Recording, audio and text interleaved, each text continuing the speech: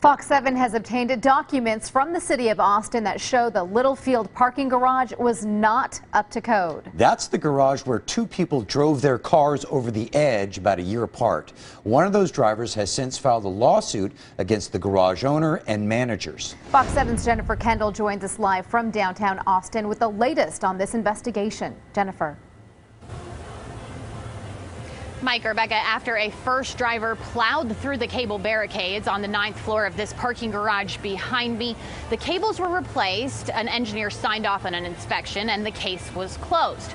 But a building official with the City of Austin's Development Services Department went to go check those cables after a second driver crashed through them, and he found that they didn't even meet 1976 codes.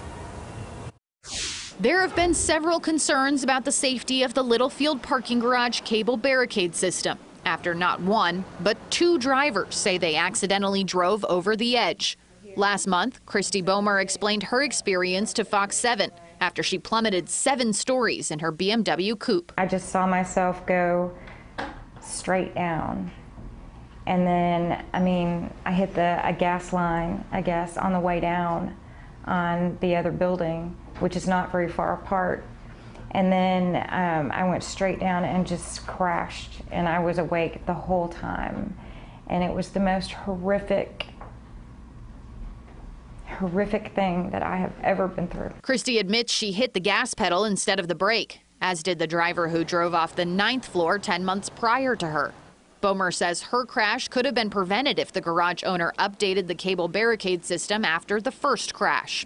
Just like a car manufacturer puts in a seatbelt because you know that, there's a possibility of a crash. They have the same responsibility, and yet they did nothing. City documents obtained by Fox 7 show a building official with the City of Austin Development Services Department inspected the garage after Bomer's crash in July. During his visit, he found the cable system was not even in compliance with requirements from 1976, 3 years before the garage was built. Back then, the cables were supposed to be no more than 9 inches apart. But the city official found cables at the Littlefield garage were 11 inches apart in some places.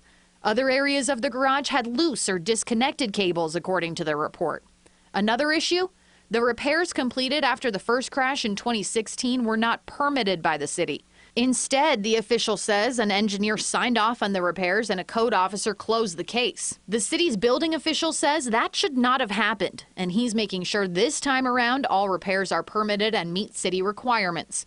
In the meantime, the city has required the garage owner to install water barricades as a safety precaution. Metal grates also cover some areas of the structure. Before the city signs off on any new repairs, they will require an engineer to demonstrate that the new system can resist a 6,000-pound load, as required by the city's 2012 code.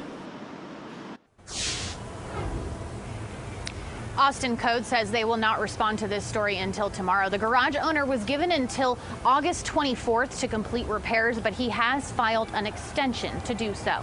Back to you in the studio.